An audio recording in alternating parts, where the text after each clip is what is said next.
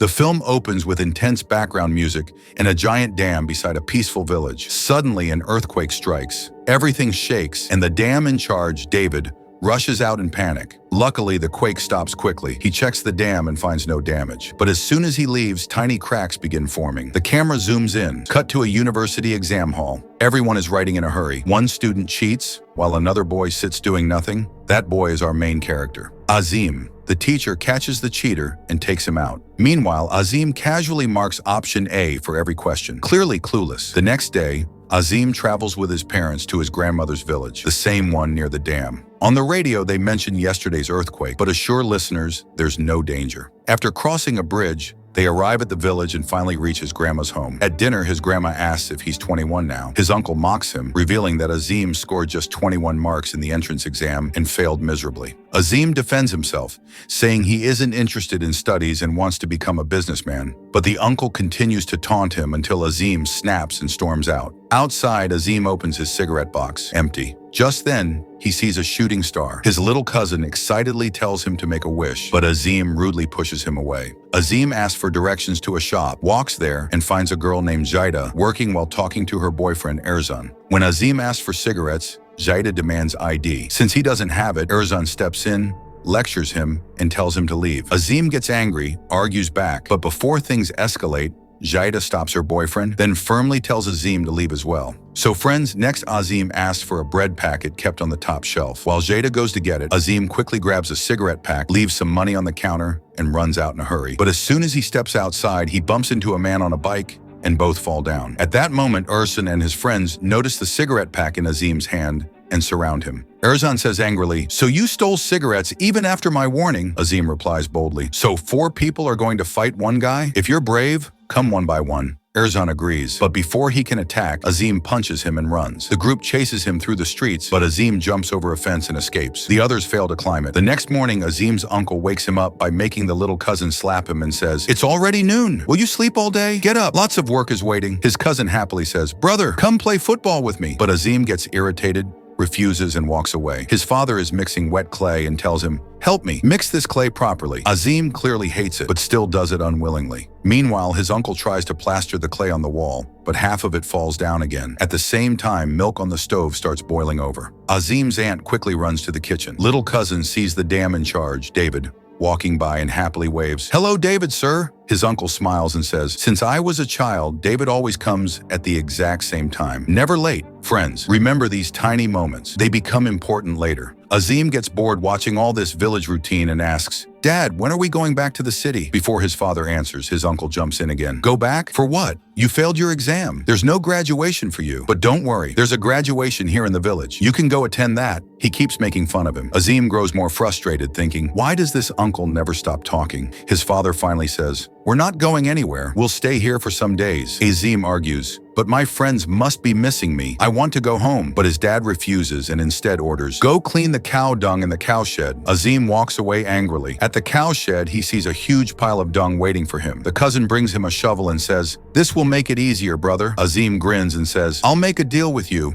If you clean all this dung, I'll play football with you in the evening." The kid agrees happily. Azim then lies on dry hay and falls asleep peacefully. Later, Azim returns and learns that his father got an urgent call from his office. He must return to the city immediately. Hearing this, Azim gets excited. Finally, he can leave too. But before they leave, his aunt tells him to buy a bread packet. Azim walks to the shop again and asks for bread. This time, Jaida picks up the cigarette box and keeps it next to her, so he can't steal again. Azim rolls his eyes and says with attitude, "Here, keep the change." But Jaida smirks and says, "Today is Friday. Bread is free, so take it, enjoy, and take your money back." Azim grabs the money and leaves. Just then, Erzan pulls up in his car and grabs Azim by the collar. Azim acts confused. "Who are you?" Erzan smirks. "Oh, now you don't know me? Yesterday you punched me and ran away, and today you're pretending like nothing happened?" Azim lies. "No, sir. I was never here yesterday. Maybe you're confusing me with someone else." At that moment, the village headman, the mayor, arrives. Erzan and his friends rush to speak with him. The mayor says, "Officers are coming to check the dam. They think there might be a problem. So before they reach,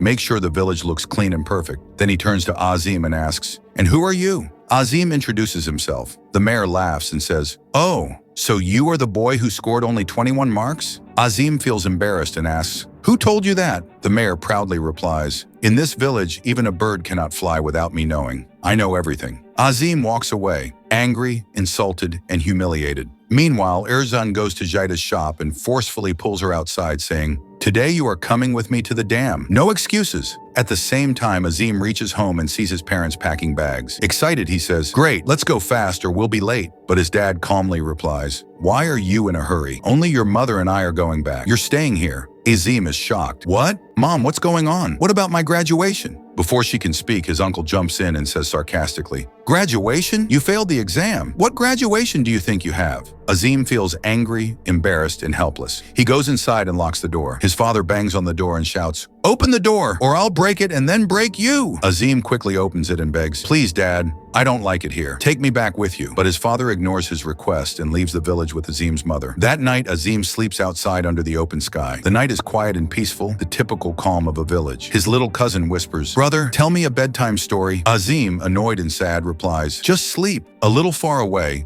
fireworks light up the sky. The cousin says softly, "Look, the graduation ceremony in the town has started." But Azim is already asleep. The next morning, exactly like yesterday, his uncle wakes him up by making the little cousin slap him. "Wake up, lazy boy. It's already 12. There's so much work to do." Again, the cousin asks, "Brother, will you play football with me?" Azim loses patience. "Don't you have any other work? Football, every single day." Then he walks outside and sees his father's car parked there. Confused, he rushes out, only to find his father mixing the same wet clay, just like yesterday. Azim asks slowly, "Dad, didn't you go back to the city?" His father answers casually, "No, I never left. Now stop asking strange questions and mix this clay." From this moment, everything begins happening exactly the same way as the previous day. The milk boils and spills. His aunt runs to the kitchen. The little cousin waves and says, "Hello, David, sir." His uncle repeats, "Since I was a kid, David always arrives at the exact same time." His dad again orders, "Go and clean the cow dung." Azim walks to the cow shed and sees the same huge pile of dung, exactly as before. Shocked, he says, "How is this possible? How can cows make this much in one day?" Again, he convinces the little cousin to clean it in exchange for football, then lies on the hay and sleeps. Later, just like yesterday,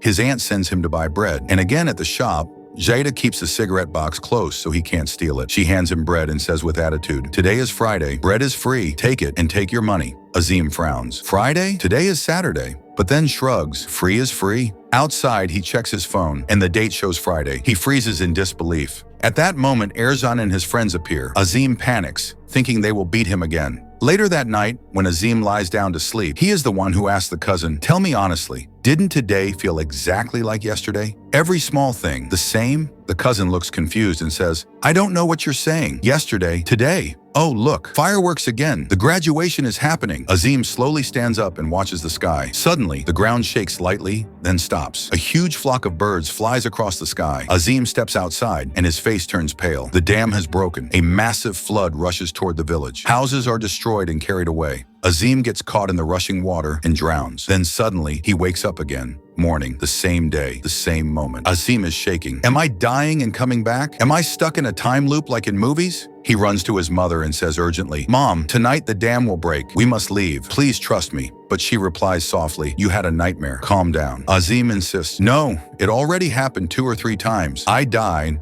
and then everything starts again." His uncle laughs loudly, so Azim tries to prove it. "Fine, Uncle will drop the clay right now." And exactly at that second, the clay falls. Azim shouts, "See?" But his uncle replies, "It fell because you stressed me with your nonsense." Azim sighs and continues, "Okay, next. The milk will boil over in 3, 2, 1. Exactly at that moment, milk overflows. His uncle shrugs. "That happens every day. Nothing special." Then he adds, "Next, David will walk by. Right on time. He's been doing it for 30 years. And yes, David walks past. Azim finally yells, "Listen, the dam will break tonight. All of you will die." But his father angrily says, "Stop this madness. Go clean the cow dung." Azim storms out and sits in the car. Minutes later, the same office call comes. His father drags him out again. Frustrated, Azim shouts, "If you won't take me, it's fine, but I'm not staying here either. I'll walk to the city." He starts walking. Grandma softly says, "Why trouble him? If he wants to leave, take him. At least listen to the poor boy." In the next scene, Azim, his mother and his father are traveling back in the car. But Azim's father looks exhausted and is driving half asleep. Suddenly, a vehicle appears from the opposite direction. Azim shouts, "Dad, wake up! Turn the car!" His father snaps out of his sleepy state just in time and swerves the car, barely avoiding a deadly accident. Somehow they manage to reach home safely. But now Azim is scared more than ever. If the dam breaks, not just the village, but everyone he cares about will die. His father turns on the TV. Moments later, breaking news flashes. The dam near the village has collapsed. Almost the entire village is underwater. Both parents turn and stare at Azim in shock. Azim looks at his watch. It turns 12 a.m., midnight, and the exact second the clock strikes 12, Azim wakes up again. It doesn't matter where he goes. It doesn't matter what he does. The loop resets every time. There's only one way out: save the village. Meanwhile, at the dam, David notices the growing crack and immediately informs the mayor. But the mayor refuses to listen and says proudly, "Don't tell anyone this nonsense. The commissioner is coming today, and here you are frightening everyone. It's only a tiny crack. This dam was built during the Soviet era. It won't break so easily."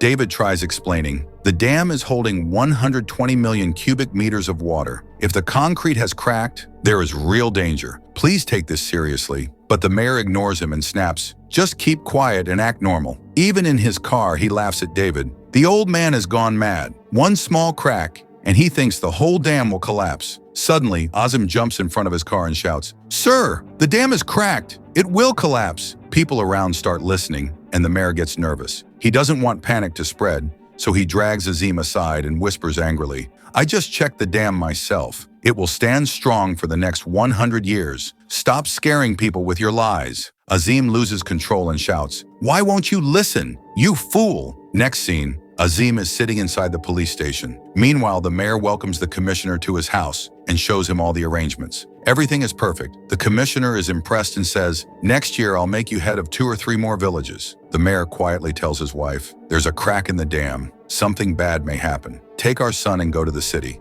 I'll come later." Once she leaves safely, he pretends everything is normal and enjoys the evening with the commissioner. But suddenly, the ground begins to shake. At the police station, Azim notices fireworks outside the window and immediately realizes what time it is. The dam is about to break again. The mayor also feels the tremors, and within seconds, boom, the dam collapses. Water rushes into the village. Houses break apart. Everyone is washed away. Azim drowns again. Next morning, Azim wakes up. Now he knows one thing for certain. Telling the mayor is a waste of time, so he tries telling his grandmother, but she ignores him. "Stop talking nonsense and go clean the cow dung." He tries warning a local driver, but the man laughs. "Go away, crazy boy." No one listens. When Azim reaches the shop again, the same scene repeats. Erzan dragging Jada, and one of Erzan's friends punching Azim. "You're the same guy who hit Erzan." Everything happens exactly the same way. The day ends. Everyone dies again. Azim wakes up again. Day after day, he tries new ideas, warning people, stopping events, changing decisions,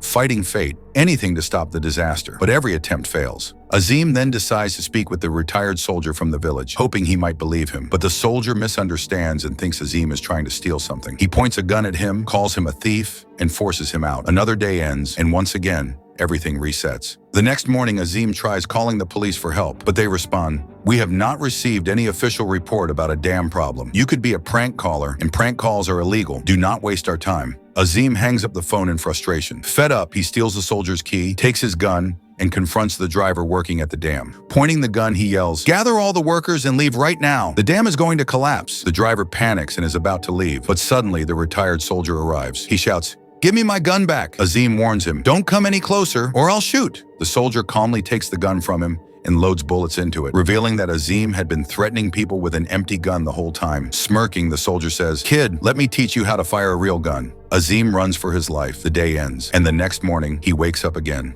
At this point, Azim has lived this day so many times that he knows everything that will happen, almost like watching a repeated scene in a movie. He stands near the shop, and once again, Erzan and his friends come to attack him. But this time, Azim already knows every move before it happens. He dodges all the punches and defeats them easily. Jida watches everything, shocked and speechless. Azim then goes to the dam again. He inspects the crack, goes into the control room, and tries a new strategy, slowly releasing water to reduce pressure and prevent the dam from bursting. But the water flows too slowly. It would take days. Just then, David spots him and calls him up. Azim explains everything. "Tonight the dam will collapse. I was trying to release some water so the village doesn't flood." David sighs and says, "I don't know if it will break today, but one day it definitely will." He continues, I tried warning the mayor, but he ignored me. Years ago, I turned on the emergency alarm when the water level got dangerously high. Everyone panicked and rushed here, but the dam never broke. And after that, people stopped trusting me. They think I am scared for no reason. David looks defeated. I don't care if they make fun of me. I just want to protect them. But after that day, I stopped making decisions. And if I turn on the alarm because of your warning, and the dam doesn't break, the villagers may attack me again. And your idea to release water won't work because it would take at least 2 days. The dam will break long before that. With heavy steps, David walks away. Azim sits alone, exhausted and hopeless, unsure how to break the cycle and save everyone. He walks up to the top of the dam and finds Jada sitting quietly, looking at the view. Azim asks gently, your graduation ceremony is today, right? Why didn't you go? Jada replies softly, no, I like being here. It's peaceful. And thank you for helping me earlier. I didn't go because Erzan would be there, and I don't want to see him, Azim asks, confused. But he's your boyfriend, isn't he? She sighs and looks away. He says that. He keeps forcing me and trying to pressure me into marriage. But I only see him as a friend. I don't want to marry him. Azim takes out a cigarette, but before he can light it, she stops him. Seriously, the air here is so fresh, and you still want to smoke? Why waste your father's hard-earned money on cigarettes? I hate smoking, and I hate smokers. Then she asks, tell me honestly, do you like this village? Azim replies, like. Everyone in this village acts foolish. Sure, it looks beautiful, but this same beauty is putting the village in danger. Jada gives a small smile. You're from the city. That's why you don't understand. Try accepting the village. Then you'll see its real beauty. Azim silently drops the cigarette to the ground. Suddenly, fireworks light up the night sky. Graduation celebrations begin, and at that exact moment, the dam collapses. Azim wakes up again. Same morning, same loop.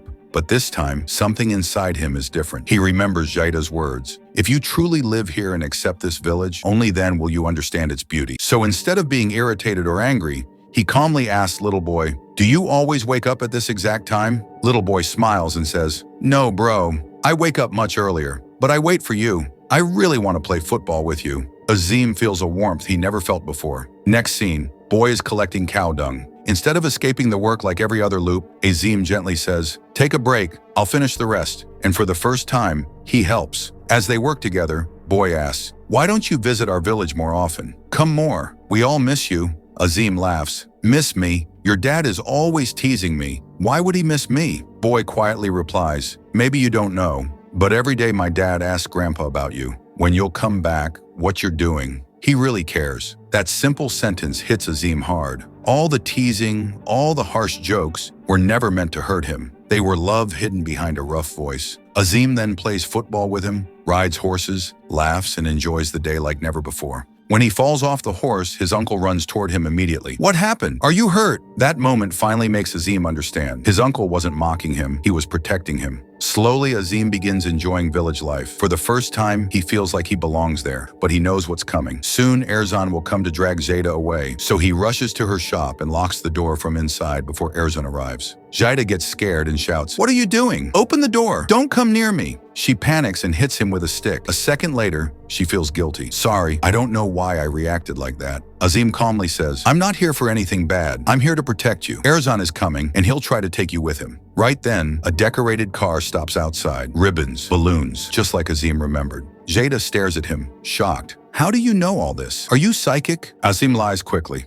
Little boy overheard them talking. They escape through the back door before Erzan enters. As they run, Jada asks, you're so young. Why do you smoke? Are you stressed about something? Azim quickly replies, oh no, I don't smoke. Those cigarettes are for my uncle. Smoking harms the environment. I know that. This time, she believes him. She smiles and invites him to her graduation ceremony. Azim agrees. He wears his uncle's old coat, way too big but charming in a funny way. At the graduation party, lights flash, music plays, everyone dances. When Jada sees Azim walk in, she smiles genuinely, happy he came. They dance together, but soon one of Erzan's friends spots them and runs to inform him. Jada panics. If Erzan sees us dancing, he'll kill us. You don't understand. He gets violent. Before Erzan arrives, Azim pulls her away, and the two run, all the way to the dam. There, breathing heavily under the stars, Azim says quietly, at first I hated this village, but now it feels like part of my heart. Jada looks confused. What are you talking about? You came here just yesterday. Azim smiles softly. Yes, yesterday. But somehow it feels like I've been here forever. She shivers. The night air is cold. Azim instantly removes his coat and puts it around her shoulders. Suddenly, Erzan appears again. He grabs Azim and starts beating him. How dare you touch her? But this time, Zaida steps forward and shouts, "Stop! Why are you always violent? I've told you so many times. I do not love you. I only saw you as a friend, and now even that feels wrong. Love cannot be forced. Stop torturing me." Her voice breaks, but she stands firm. Ersan freezes, hurt and confused. He believes Azim turned her against him. So in anger, he hits Azim again. Azim tries to speak through the pain. "The dam will break tonight. The village will drown." This day keeps repeating. But before he can finish, BOMB! The dam collapses. A giant wall of water rushes toward the village. Homes collapse. People scream. Everything is destroyed. Erzan collapses, heartbroken, full of regret. Jada runs to find her mother, but she's gone. Her home washed away. Her mother swept into the flood. Reality hits her. She falls to her knees and cries, broken. Her world is gone. Meanwhile, Azim realizes something heartbreaking. His own family didn't survive the flood. Yes, he knows the loop will reset and they'll be alive again the next day. But watching them die every single time is tearing him apart inside. Erzan, angry and in shock, yells at him, "If you already knew this would happen, why didn't you warn us?" Azim grabs him by the collar and shouts back, "I did! 1,000 times! But no one listened! No one took me seriously!" His voice shakes with pain and frustration. This village can't be saved because no one here understands the danger. Suddenly, Erzan remembers something and asks, "You said this day repeats for you, right? If that's true, tell me what to do. We'll save everyone together." Azim sighs. "No, even if I tell you now, tomorrow you'll forget everything. The loop resets everything, including people's memories." Then a thought hits him. Azim looks straight at Ersan and says, "Tell me something about yourself, something private, something only you know." Ersan hesitates, then quietly says, "I have piles." And right after that, the loop resets. The next morning, Azim wakes up again. He runs straight to Ersan and says, "You have piles, right?" Ersan freezes, then starts beating him. "How do you know that?" Azim blocks the punches and shouts, "Because you told me yesterday, or the last time this day happened." Ersan hides his hands behind his back awkwardly and says angrily, "Okay, if you're telling the truth, how many fingers am I holding up?" Azim groans, "You idiot, stop testing me and listen. The dam will break. You told me your secret so I could prove it to you today." Slowly, very slowly, Erzan begins to believe him. Still confused but determined, he says, "If there's even a small chance to save this village, I'll help. I'll do anything." Then he adds seriously, "But if you're lying, I swear on my father, I'll kill you." Erzan immediately spreads the warning among all the students at the graduation event. Meanwhile, David, finally trusting Azim, agrees to activate the emergency alarm. Azim climbs on stage and shouts, "The dam is going to collapse! Everyone, go to the top of the dam right now!" David triggers the alarm. Villagers panic and begin running toward the dam. Azim helps children, elders, and families climb to safety. The mayor sees everyone leaving and rushes outside shouting, "Stop! Who told you the dam will break? Go back home! Nothing will happen." But this time, no one listens. Everyone reaches the top. The dam still stands. People start doubting again. Maybe this is another false alarm. Maybe nothing will happen. Azim closes his eyes and whispers, "Just wait." A few silent seconds pass. Then, crack! The crack widens. A massive explosion of water bursts through the concrete. The dam collapses. A violent wave destroys the entire village below. But this time, no one dies. Everyone watches the destruction in silence, realizing how close they were to death. Erzan turns to Azim, eyes full of gratitude. "You were right. You saved us." Just then, Azim's uncle receives a phone call. His face drops. His voice breaks. He hangs up and begins crying. Azim rushes to him. "What happened, uncle?" Through shaking words, he says, "Son, be strong. We lost your mother and father." Azim freezes. The world goes silent. He remembers. In one loop, he left the village with his parents. His father almost fell asleep while driving, but Azim woke him up in time. But this time, Azim wasn't with them, so the accident happened, and they didn't survive. Azim falls to his knees, completely broken.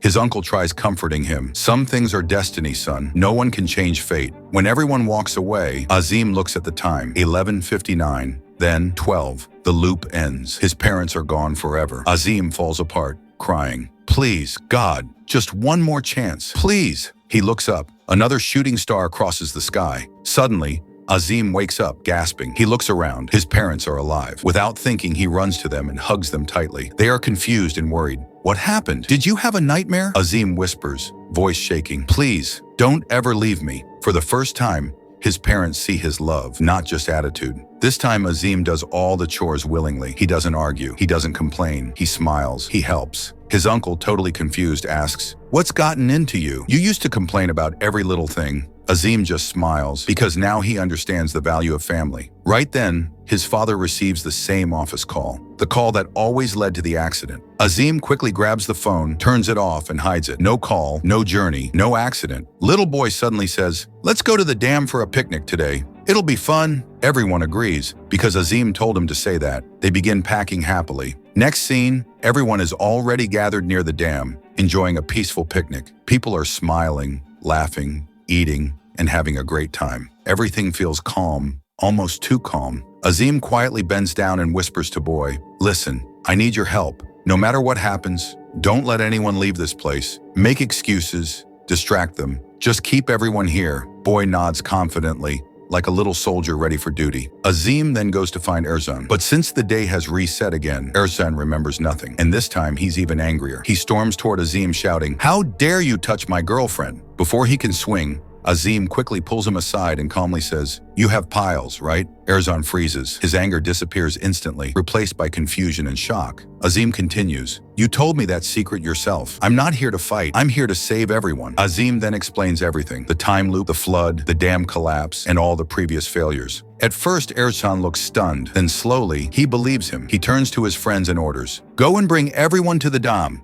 Immediately, one friend tries arguing, "Why are you listening to him? He was your enemy yesterday." Erzan snaps, "Just shut up and do what I say. Lives are at stake." Meanwhile, Azim's father walks to the car and finds the phone Azim switched off earlier. He turns it back on and instantly sees multiple missed calls. Without hesitation, he calls his boss. The boss urgently says, "Where have you been? Come to the office right now." Azim's father informs his wife and gets ready to leave. Meanwhile, Azim reaches the graduation ceremony, takes the microphone and announces loudly, "Everyone listen, the dam will break very soon. Please go to higher ground. Go to the dam top right now." David gets ready to activate the emergency siren. But suddenly, trouble arrives. Police show up and arrest Erzan and his friends. Why? Because the same jealous friend who doubted Azim earlier complained to the mayor, saying they were spreading fear and chaos. The mayor, busy impressing the commissioner, tells the police, "These boys are spreading lies. Take them away." So the boys end up locked inside a jail cell. Azim waits for the emergency alarm, but nothing happens. He rushes outside to check what went wrong and immediately freezes. He sees his father's car leaving. Panicked, Azim jumps onto a horse and rides full speed, stopping right in front of the car. "Dad, please don't go." But his father, already stressed, yells back, "What do you mean don't go? This is about my job. I work day and night so you can study and have a better life, and you failed your exam." His frustration explodes. "Do you want to depend on me forever? Grow up. Take responsibility." Azim's eyes fill with tears, but his voice stays steady. "Dad, I know how hard you work. I see it. That's why I failed on purpose. So you would stop worrying about my studies. I wanted to start earning and share your burden." For a moment, his father is speechless. Then anger takes over again. "Are you insane? Did I ever ask you to quit studying? This age is for learning, not sacrificing your future." He grabs Azim's arm. "Enough, get in the car." But instead, Azim pulls out a small knife and punctures the car tire. Pop! His father slaps him hard. "Have you completely lost your mind?" Azim simply whispers, "I know you'll still try to leave, but now at least you'll be safe." He then runs toward the dam to activate the siren himself. His father stands there stunned and furious. But before he can chase him, Azim's mother gently puts her hand on his arm and says softly, "Maybe, just this once, we should trust him." On the other side of the dam, Azim finally discovers the problem. The wires of the emergency alarm have been cut. Looks like the mayor destroyed it on purpose to avoid panic. But then Azim spots an old-fashioned manual alarm nearby. He tries pulling it out, but it's stuck. Just then, he sees his father's car arriving, and that gives him hope. With all his strength, he tries again. And finally, the alarm bell rings loudly across the valley. The sharp sound echoes everywhere, and villagers immediately start running toward higher ground near the top of the dam. Meanwhile, Erzan and his friends are still locked in jail. They push the bars, pull the lock, kick the door. Nothing works. Then an elderly man walks by, looks at them, and casually says, "Why are you pushing from the wrong side? Just lift the lock a little." He does a tiny twist, and the lock pops open instantly. The boys stare in shock. "Grandpa, you're a legend." They rush outside and help guide more villagers towards safety. Time is running out. Azim then sees Zaida and her mother in the distance, still far from the dam. If they don't reach in time, they'll be swept away. Azim knows that helping them may cost him his life, but he can't leave them. Before he can think further, the ground shakes violently. Another earthquake. And then, crack! Boom! The dam finally bursts. A massive wave roars through the valley, destroying everything in its path. Houses, roads, vehicles, all swallowed by water. Back at the dam top, Azim's mother panics. "Where is Azim? Why isn't he here yet?" But then, headlights pierce through the mist and chaos. A car appears. Inside it are Azim,